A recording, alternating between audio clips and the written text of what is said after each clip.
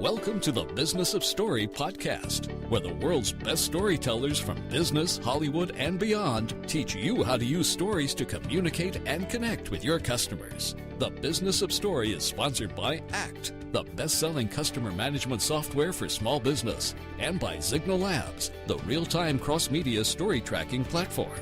Here's your host, Park Howell from Park & Co., and today's special Business of Story guest. While technology has given us all global reach with our messages, it's still the ancient bewitchery of storytelling that connects us with one another. Hello, my name is Park Howell, and welcome to the Business of Story, your go-to podcast to help you craft and tell compelling stories that sell, online and off. You know, smart brands are evolving from being promoters of products to publishers of meaningful content that places their customer at the center of the story, the hero in their own journey. To rise above the cacophony of the attention economy, we have created this process we call the story cycle. It is a 10-step process distilled from the timeless narrative structure of the ancients, inspired by the story artists of Hollywood, influenced by masters of persuasion, guided by trend seers, and informed by how the mind grapples for meaning. With the Business of Story, you will learn from some of the brightest content creators, advertising creatives, authors, professors, makers, marketers, and brand raconteurs in the business. My promise to you is that within every show, you will learn at least one actionable tip that will make your stories more engaging and help you advance your personal or professional quest further, faster. On today's show, we are fortunate to have one of the great business storytellers whose work and book have inspired me in the creation of our own story cycle process. Jonah Sachs of Free Rein Studios and author of Winning the Story Wars, Why Those Who Tell and Live the Best Stories Will Rule the Future. Welcome to the show, Jonah. Thanks so much for having me. It's great to be here. I first met Jonah a few years ago at a Sustainable Brands conference, but before I met him, I had a chance to read his incredible book, Winning the Story Wars. It was all during the time when I was doing a lot of studying about Joseph Campbell, the hero's journey, Blake Snyder's work with Save the Cat and others. And Jonah's book came to me at just the perfect time because it did a job of pulling together all these different concepts of story structure that in a way that I could use in our own business and building brands, and especially to work with purpose-driven brands who are trying to do more than just sell things, but to make a real difference in the world. So it's a pleasure to have Jonah here. And Jonah, long-winded intro only because I'm so excited by your work and inspired by it. And would you take us on a little bit of a journey through Free Rein Studios and the work that you've done that got you intrigued with storytelling and some of the successes you have, with Annie Leonard and some of the other folks you've worked with? Sure. So back in 1999, I was just out of college, and I was noticing that something was fundamentally changing that I was really excited about in the communications landscape. I was a budding journalist and filmmaker, and I felt that the most powerful communications were actually happening in the advertising space. That's where people were really being moved to action and really forming their lives around brands. But it was a troubling space because I didn't want to enter it and feel like I'd be standing up on this amazing soapbox and shouting out things that I didn't believe, and I expected that that's what advertising was all about. But there was a moment at that time where the traditional way of creating and broadcasting media was really changing. So you didn't have to have a ton of money and the approval of a corporate board in order to be heard by millions anymore. I started noticing people were passing around emails that were just written by a single individual and expressed somebody's passion. And when it was other people's passions too, they started passing it. And I thought, there's something really big happening here, which is that if you can tap into people's sense of meaning, you can get the tools of broadcast into your hands without paying anything for it.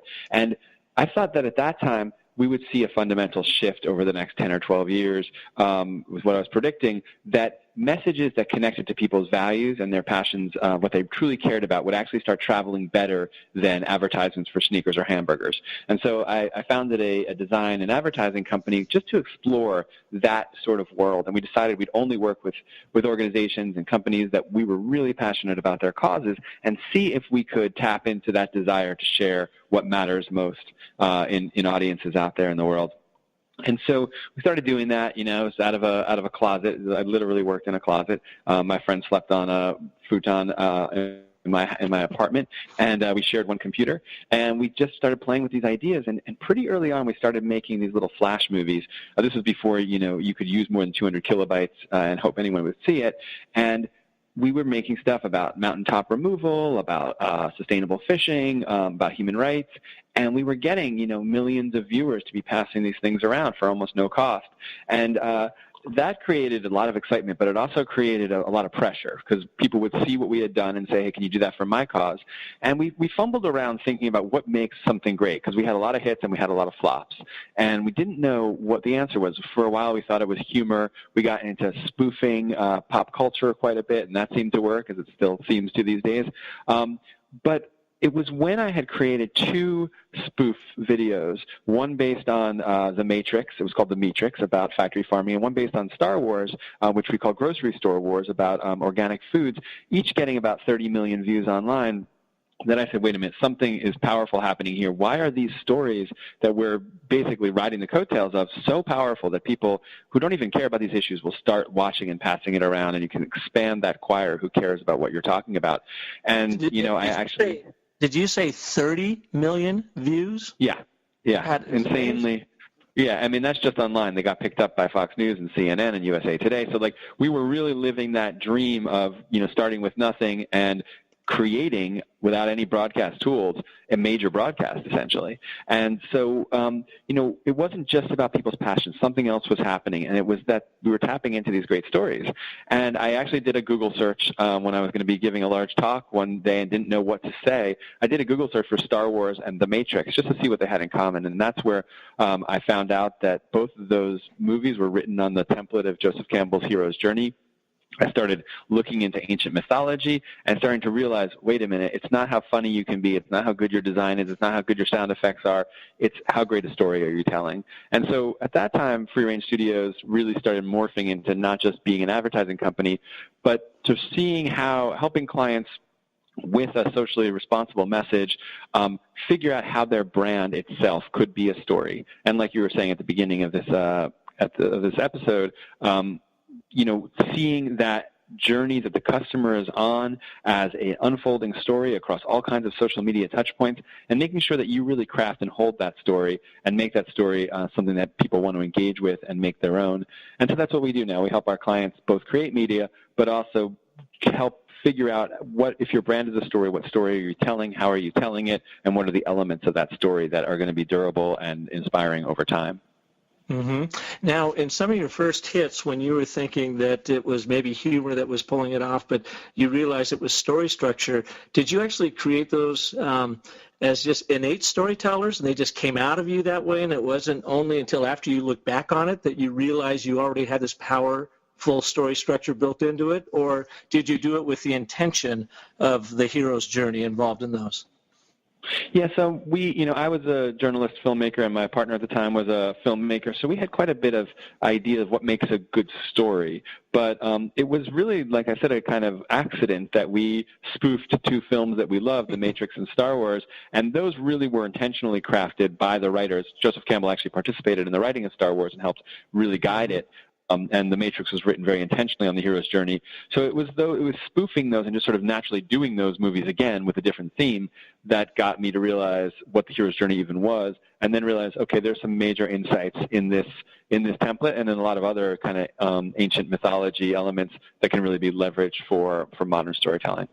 Mm-hmm. I had kind of a similar experience. I've been at this business for about 30 years. I hate to say it. Well, I'm glad. I guess I can say that, but it just doesn't seem like it's been 30 years. And for the first 20 of those, we had some great successes and some mediocre missteps and the spectacular failure when it came to a campaign. And it wasn't until about 10 years ago, when our son was going to film school, that I started studying the hero's journey, and I could overlay that onto our successes and see that we were, not intentionally telling it, but we were just coming by it because we were trained storytellers. But then I found once you intentionally applied this process, and we kind of boiled it down into our 10-step story cycle, that you can be very successful in everything from high-level brand strategy right down to tactical execution. And I must say, Jonah, your work was very inspirational in that, because you helped me bridge that gap from the very academic Joseph Campbell, the mythologist, and his 17 steps to the hero journey, to what you were doing with Story Wars. So with that, can you kind of take our listeners through a guided, how you simplified this approach for them and how they can apply it in their own stories that they're telling, either for their businesses, nonprofits, organizations, or in their personal career development? Sure. Okay, so one element that we do use, like you're saying, is the hero's journey. It's not everything that we do, but it is at the heart of a lot of the thinking that we have. And I simplify the hero's journey into this kind of very brief story, which is you have this helpless outsider. So this could be a slave or an orphan or a hobbit, and they're muddling through this broken world, right? They've got these deeply held values, but they don't know how to live them out, and they think that they probably have no way to impact the world around them. And then one day they meet this mentor character. So this is Obi-Wan Kenobi, or the fairy godmother. It's God in the story of the Bible, and in the story of Moses in the Bible, going back to free the slaves. And they say, so much more is possible in your life. You have a great destiny. You're cut out to do something for this world. And the hero, the outsider, says, oh, no, not me. I'm too small. I'm too old. I'm too powerless.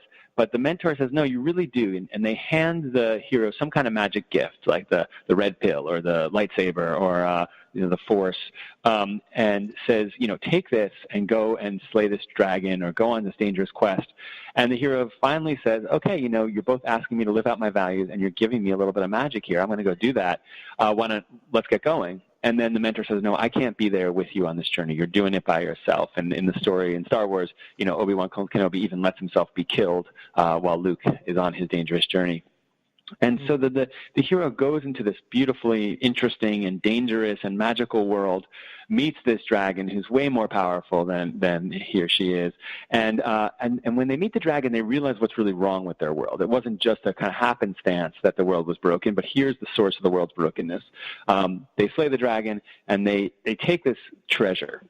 But this treasure doesn't make them rich or famous or doesn't make them the next tyrant. It actually is something that they bring back to the plain old world, and it's what Campbell called the elixir that helps them heal the world. And so that's the basic story. It comes up. You see it all the time, the unlikely outsider who does something highly pro-social for society, which helps to heal the world. And Campbell says that we listen to these stories because this helps us believe that we can be heroes in our own lives. And it helps us realize that the most important thing is not getting rich or famous or finding convenience or finding the product that saves the day. It's actually making a difference in our communities and those around us. And I was going to say, how do you take that structure and apply it in your craft to help brands and do more for their customers? Yeah, so there's a kind of set of core insights that we take out of it, and I just can walk them through for you. First is that the hero of the story is not the person who's got all the power and the knowledge at the beginning. It's the outsider. And if you think about that in terms of your brand, that means that the hero of your brand story needs to be your audience as opposed to yourself. Now, most of us sit down and we want to tell a story about our brand. We want to talk about how great we are, how many things we've accomplished, what we can do. In the old broadcast era, we use this inadequacy marketing approach. We basically say our audiences are stupid or dirty or unlovable, and unless they buy this product, they're going to stay that way. That's the basic formula of old school advertising. In the hero's journey model, you say, okay, I'm actually not the hero of this story. You are. You, the audience, are the hero of the story. I'm here to tell you that more is possible, that you have a great life that you can live out if you will connect deeply to your values, which is basically what the mentor helps the hero do. So the first insight is stop talking about yourself and how great you are. Start talking about your audiences and how great they can be. And when we give up that role of hero, we take on that role of mentor, right? We're telling them more is possible. And in the old broadcast model, basically we would shout proclamations and claims and facts at people and then basically threaten them if they don't come in today to buy, they're going to miss out. Well, the mentor character in the hero's journey never does that. They create a very personal relationship. They don't push. They pull the hero to the adventure. They recognize that the hero has agency. And they create this very personal relationship based on a very human voice. So we work with our clients to figure out, okay, how do you take on that role of mentor? What is your human voice? We use Jungian archetypes to help surface that. And then what is that gift that you're giving that makes that journey possible? What's the magic behind your brand that doesn't say we're going to solve problems for you, but says we're going to empower you to make a difference in this world, to be a better citizen, as opposed to be a better consumer? And then as the hero then goes into this journey, we want to make sure that this whole story has a core moral, that we go through, that it's all held together by a core truth. All great stories have a moral of the story, and unfortunately most advertisers, they don't have a moral, they don't know what it is, or if they do have a moral, the moral again is sort of we are the best. But how do you tell a moral that is a core human truth that someone says, yeah, that's my truth too? And when we look at the great brands, we recognize that across all touch points, they tend to give us a message that we feel is worth spreading, that we say, I want to be part of that tribe. So how do we create this hero's journey around a moral of the story that connects to a core human truth that makes people say, yeah, that's my truth too? So for instance, Nike, at a time when everyone was saying, this sports apparel will make it easier for you, this sports apparel will make you great, Nike said, no, achievement's really hard. You're going to have to do it on your own. You're going to fail. And they had this moral of everything you need is inside of you, which everything they do is all about the difficult pursuit of excellence. And that's what they're calling people towards. And that's what really inspired a generation, inspired that company to grow so quickly. So some of those are the kind of core insights of the hero's journey. But the last thing I'll say is that the hero's journey always calls on the highest values of the hero. So things like justice, truth, community, beauty, and self-expression. And most advertising is built around, the old style advertising is really built on our lowest values: need for status, need for safety, need for security, need to be safe. And there was a core kind of Freudian assumption that people were only driven by those most base values.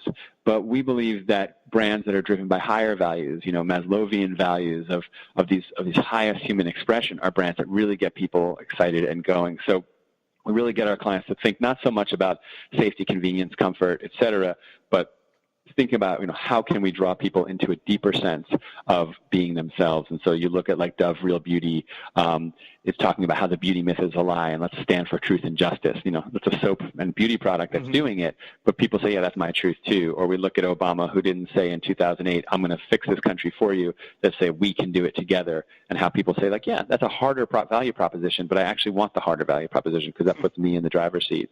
So those are some of the ways that we get people to totally turn on their heads the old way of broadcast advertising and think about marketing as a hero's journey of empowerment. Yeah, great overview, and why your work has meant so much to me moving forward. I especially like your approach when you were talking about inadequacy marketing. Hard to say, but a very powerful concept. And when we come back, I'd like to throw to one of our terrific sponsors for the Business of Story podcast, who plays the mentor to help level up basically their own customers. So we'll be back with Jonah Sachs right after this. Your customers, employees, marketing campaigns, partners, and yes, your detractors. They're each telling a story right now about you. Where?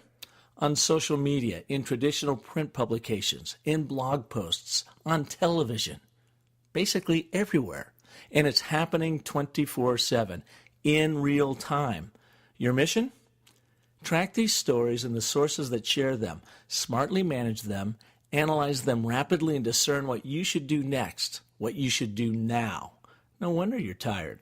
Well, Signal Labs is a real-time, cross-media story tracking platform that makes your life easier. Their solution enables customers to quickly spot trends, see relevant stories unfold, and take action. So stay ahead of what the world thinks with Signal Labs. Learn more and sign up for a free demo at signallabs.com/story.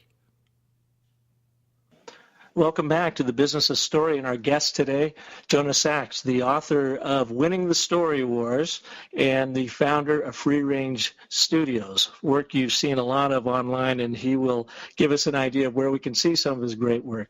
As I mentioned earlier, Jonah was a big inspiration for me in our creation of the story cycle and the work that we now do with brands and helping them create meaning in their lives and their customers' lives. And when you were going through the hit list, I thought it was so important. You talked about inadequacy marketing and the whole shift that has happened because of, well, millennials are stepping up. They have a whole new view of brands than what we grew up looking at brands. Then, of course, social media in this world stage that we all now play, and our customers have no problems coming out and calling out our fails, as well as celebrating our spectacular successes with them. So it's leveled the playing field for communication, and it's made brands step up even more. And I think one of the great points that you make is that the brand is not the center of the story. They're the mentor in the story. And when I do our storytelling workshops, I will say, spoiler alert, this story is not about you, the brand, but it's about your customers and what journey they're on and how you can connect those values. And it's just great stuff. So I'm glad to have you here today. You've spoken on a very high level now with Joseph Campbell, the hero's journey, and how you've been able to simplify it to have some great impact with your own brand clients. Can you share with our listeners some simple storytelling tricks and tips that they could use anywhere from Twitter to Facebook to LinkedIn to their own content marketing and how they can bring more story structure into their lives? Sure. Let's see. I use this tool called Merit, which is just an acronym for the 5 markers of a great story. And I feel like if once you kind of get to know those 5 tools, you can start to turn a more fact or claim-based communication into a more story-based communication. And you can use one or all of them on any communication to sort of bring it up a level. And I like to teach this set of tools by telling a story. So let me tell a quick story, and then I'll explain how they work. You bet. So as we tell stories, we're basically trying to get people to believe something. And we have 2 choices. We want them to believe something about ourselves, about our product, about our brand. We can either go out and just say it, or we can encode it in a story that makes maybe a little bit less efficient, a little bit less direct, but it actually lets people feel like I've learned that for myself, because we've experienced the story through almost feeling like we're there. We're immersed in a real world. And social scientists say that stories are reality simulators. We listen to stories and learn from them so we don't have to make the same mistakes the characters make. So we have an innate ability to learn from stories. And so here's one story that we can learn from, and then I'll break down how it works. So this is a Native American legend, Cherokee legend. So an old grandfather is sweeping ashes by the fire, and he hears some footsteps coming towards him, and he listens carefully because he recognizes the footsteps, but they sound a little bit different than usual. He hears his grandson is approaching, but he sounds troubled. He's moving quickly. He's shuffling along as fast as he can, and he turns around. There's the young man. He's got tears streaked down his face. There's mud on him, and the grandfather breathes in deeply because he knows his grandson is truly troubled. "What has happened, my grandson?" he says to the boy. And the boy recounts a story of how some older bullies have grabbed him, have knocked him down, have pushed his face in the dirt, and threatened to kill him. The grandfather listens and nods. "So what would you like to know, my son?" And the boy says, "How can I repay them, grandfather? How can I get revenge for this fight?" And the grandfather says, "You know, there's a fight going on inside of me, too. It's a fight between 2 wolves. One is good. He is love, compassion, wisdom, forgiveness. And the other is evil. He is revenge and hatred and fear. This fight is going on inside of me every day." And the grandson has quieted down a little bit, and he asks a question. "Which wolf will win, father?" he says. And the grandfather simply replies, "The one that I feed." Now, this story is something that has lasted for thousands of years through the oral tradition. It's here to teach us a very core truth. It's a spiritual truth that lots of religions try to teach us, and that is that what we give our energy to is what we get back in the world. You'll see that in lots of places. Now, I could simply stand up and say, hey, what you give your energy to is basically what you'll experience, and you'll maybe hear that, maybe you won't, maybe you'll nod, maybe you'll forget it. But this story has been told from teller to listener through many, many cultures over time and has survived this sort of information overload age, and it moves people deeply when it's told. And so how does it work? Well, this is where Merit comes in. It brings in the 5 markers of a great story. M stands for memorable. Memorable means that to tell a great story, you want to put in images or metaphors that people can't forget, that will stick in their mind. So in this case, if I bring up the 2 wolves to you 3 weeks from now, you're not going to say, what is that? You'll remember this war between these two wolves inside of this grandfather, between good and evil. So when we think about our communications, how can we have an image or a metaphor that breaks people's expectations, but they can hold with them in their head? So when you're out there talking, can you come up with an unusual way of getting people to stick the memory in their mind, attaching an image that breaks expectations, using metaphoric language, getting into that symbolic world? Just trying adding that to any kind of communication, and that's what helps stick in people's mind. E stands for emotional. That means we don't just think something, but we feel something. So in that whole time that I was telling that story, I was taking the time to get the listener to feel what the young boy was feeling, what the grandfather was feeling, this desire for connection and love between them. If you feel something when I talk to you, then you're going to actually let that message stick. So that emotional filter is, are you inspiring emotion in people? Are you inspiring outrage, anger, fear, or on the other side, are you inspiring hope and belief, optimism? And there's a lot of studies that show that high-level communications that go for high emotion tend to travel much better than those that go for low emotion. Things like either depression or despair, those kind of things don't tend to move people. But things that arouse, high-level emotions definitely tend to move people. So when you're making a communication, don't just ask, what am I trying to get someone to think, but ask, what am I trying to get someone to feel?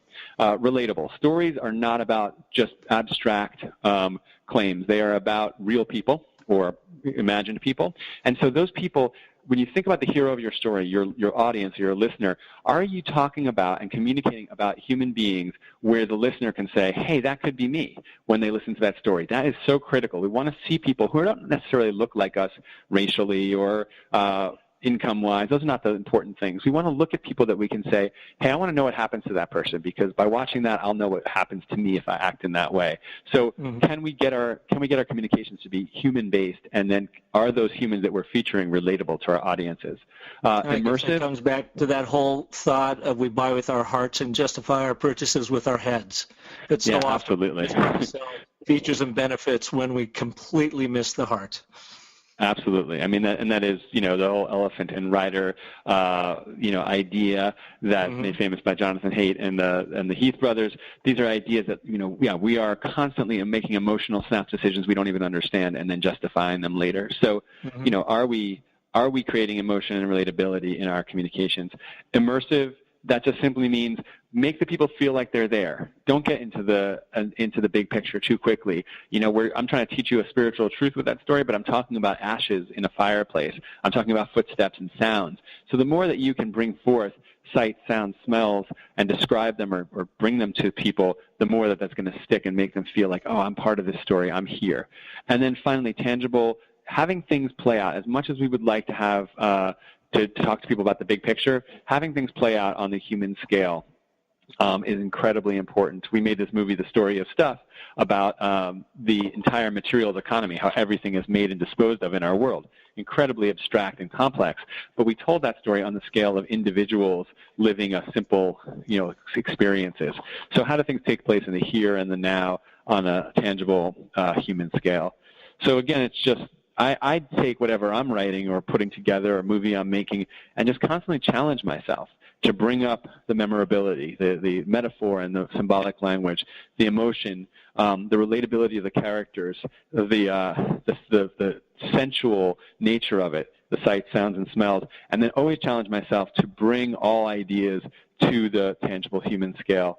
If you do that and you just kind of go back over your work, and then finally just ask yourself, does this communication support the moral of our story? I think you can really be moving directly and quickly into more story-based communication. And Jonah, you mentioned this merit as a tool. Where can people find this tool? Is it something they can download or have in front of them so they're always thinking of it? Or is it just something you use? Yeah, I mean, you can find it on the Free Range website under our thinking section, and you also can find it in Winning the Story Wars. Okay, great. Well, let's take another break and thank our wonderful sponsors who help make this all happen and help bring story into everybody's life. And we will be back with Jonah Sachs right after this. Are you keeping track of sales leads in a spreadsheet? Or worse, Post-it notes all over your desk? Well, there's a better way, and it doesn't involve spending a fortune on complex CRM software. For over 25 years, ACT has been the #1 best-selling contact and customer management software. It's super affordable and easy to use. ACT helps individuals, small businesses, and sales teams organize prospect and customer details in one place. It helps market products and services more effectively, and most importantly, ACT drives sales. So try ACT free for just 30 days by visiting actstory.com and sign up for a chance to win a pair of Bose Quiet Comfort 20i noise-canceling headphones, a $299 value. Again, that's actstory.com. Well, welcome back to the Business of Story, and our guest today, Jonah Sachs, the author of Winning the Story Wars and the founder of Free Range Studios. Jonah, tell us, what is the biggest challenge businesses have when they sit down to author their authentic brand stories? Yeah, I think that the thing that I wrestled with as I put together these ideas about how to tell better stories was, what is the relationship between better stories and reality? You know, the reality that brands and companies are working in, and is it enough to tell a better story? And in some ways, I think that just shifting the stories that we tell away from these nasty inadequacy stories into something more empowering is kind of an end in itself, in that our children, ourselves, are immersed in these commercial messages and brand messages all the time, and if they tell us that we suck all the time, we're probably going to feel like, hey, we're pretty lame. And if they tell us how great we can be, I think that does give us energy to reach for more. But at the same time, telling a great story and not living that story out is no longer acceptable in our very transparent world that we live in. So we really work with clients, and I think it's very important that brands think about, well, how are we calling on people's higher values, and how are we inspiring them to be empowered?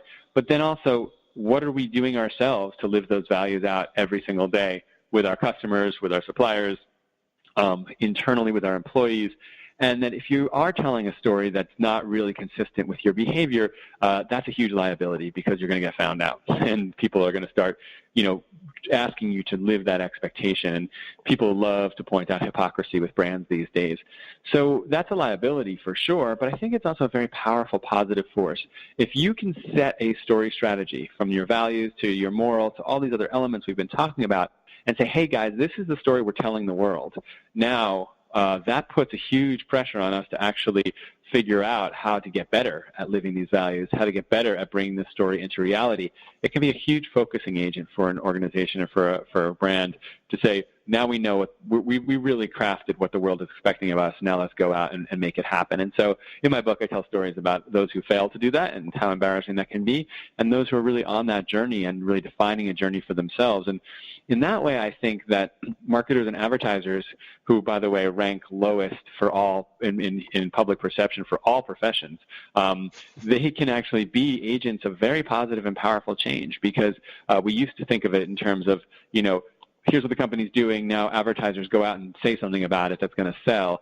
Now we really see how the marketing and advertising departments of corporations are really setting the agenda in many ways for where the company needs to go in the future, and there's a lot more connection. So if you are in this field and wondering, what is the higher purpose of this field, I think the higher purpose of this field is to make a more empowered society that's more resilient and able to take responsibility for our own lives, and also to help companies really be part of that shift. We saw in the 1950s, where the advertising industry took a culture based on thrift and savings and turned us into a massive consumer society, and did it actually to solve a bunch of social problems that we were having, and in many ways did save the economy and changed our social norms in ways that many felt had to happen. That can happen in a generation. Now we know that all this consumption and seeing ourselves as consumers is causing all kinds of environmental problems, social problems, and it's actually advertisers and marketers, I believe, who can create a new shift to a better society, as part of be part of that revolution. Yeah, without question, using the power of story that they're already invoking through their advertising and marketing, instead of just selling us a bunch of stuff we don't need, to help level us up to a higher level of engagement. It make the world a better place when it ultimately comes down to it. So what's next with you and Free Range Studios? What are you working on? Well, I'm working on another book about creativity and how groups of people can come together to make breakthrough ideas, and so I'm very excited to put out another book, but not ready to talk too much about it yet because it's still very much in formation. And we've been participating recently in the global retelling of the Greenpeace story, which has been a fascinating transition for a major environmental nonprofit to think about how they put their activists and supporters at the center of their story rather than themselves, which has been really fantastic and great. And, we've actually been kind of shifting a little bit from just being a communications firm into now, because of this whole how do you live the story out, doing a lot more innovation consulting with brands that say, yeah, we really want to do this. How do you help us get into the level of operations? So we've been working with a lot more clients who are interested in crafting a better story, but actually living it out, and that's been an exciting adventure too.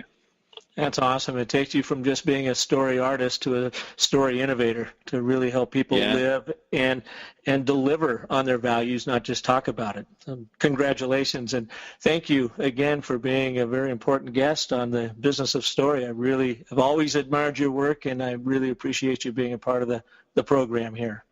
Thank you so much, and thanks for the kind words. And I hope that this series definitely empowers a lot more storytellers out there. Well, thank you. And thank you for listening to the Business of Story. Come back in a couple weeks. In our next show, we will have with us Kevin Richardson, another fascinating storyteller. He's both a filmmaker and a game designer.